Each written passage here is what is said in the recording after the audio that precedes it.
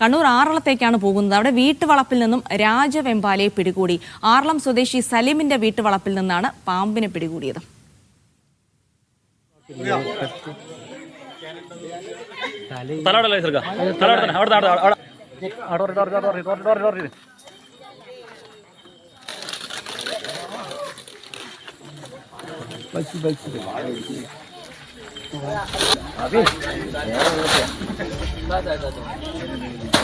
വിവരങ്ങൾ നൽകാനായി കണ്ണൂരിൽ നിന്ന് ബിജീഷ് ഗോവിന്ദൻ ചേരുകയാണ്. ബിജീഷ്, ഇപ്പോൾ സോഷ്യൽ മീഡിയ തുറന്നു നോക്കിയാൽ അവിടെയൊക്കെ എല്ലായിടത്തു നിന്നും ഈ പാമ്പുകളെ പിടികൂടുന്ന ദൃശ്യങ്ങളാണ് കാണാനുള്ളത്. ഇപ്പോൾ ഇതാ ഒരു വാഴയുടെ മുകളിൽ നിന്നാണെന്ന് തോന്നി ഇരുട്ടത്ത് പാമ്പിനെ പിടികൂടുന്ന ഒരു ദൃശ്യങ്ങൾ കൂടി കാണുന്നുണ്ട്. എന്തൊക്കെയാണ് അവിടെ സംഭവിച്ചത്?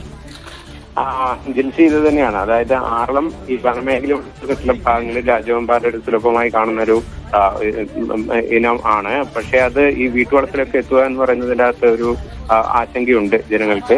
അതുകൊണ്ട് തന്നെയാണ് ഇത് ഇത്തരത്തിൽ സോഷ്യൽ മീഡിയയിലടക്കം വ്യാപകമായി പ്രചരിക്കുന്നത്. ഇത് ഇന്നലെ ആറളം വിയറ്റ്നാമിലെ സലീമിന്റെ വീട്ടുവളപ്പിൽ നിന്നാണ് ഇത്തരത്തിലൊരു പാമ്പിനെ പിടികൂടിയത്. വീടിനോട് ചേർന്നുള്ള ഒരു വാഴയിൽ അത് ഇങ്ങനെ ചുറ്റിയ നിലയിലായിരുന്നു. പാമ്പിനെ കണ്ട ഉടനെ തന്നെ വീട്ടുകാർ ഈ പാമ്പ് പിടുത്ത ഇത് ചെയ്യുന്നവരെ വിവരം അറിയിച്ചു. അതിനെ തുടർന്ന് മാർക്ക് എന്ന് പറയുന്ന സന്നദ്ധ സംഘടനയുടെ പ്രവർത്തകരായിട്ടുള്ള ഫൈസൽ വിളക്കോടും അതുപോലെ തന്നെ മിറാജ് പേരാവരും കൂടി സ്ഥലത്തെത്തിയാണ് ഈ പാമ്പിനെ സാഹസികമായി പിടിച്ചത്. വാഴയിൽ ചുറ്റിയ നിലയിലായിരുന്നു പാമ്പ്. ഒപ്പം തന്നെ ഇരുട്ടുമുണ്ടായിരുന്നു. ഇതിനിടയിൽ പാമ്പിനെ പിടികൂടുക എന്നുള്ളത് വലിയൊരു സാഹസികമായിരുന്നു. അങ്ങനെ വളരെ സാഹസികമായിട്ടാണ് ഇവർ ഈ പാമ്പിനെ പിടികൂടിയത്. ഇതിന്റെ ദൃശ്യങ്ങളാണ് ഇപ്പോൾ സോഷ്യൽ മീഡിയയിൽ വലിയ തോതിൽ പ്രചരിച്ചുകൊണ്ടിരിക്കുന്നത്. ജിൻസി. ശരി, ബിജീഷ് ഗോവിന്ദനാണ് കണ്ണൂരിൽ നിന്ന് വിവരങ്ങൾ നൽകിയത്.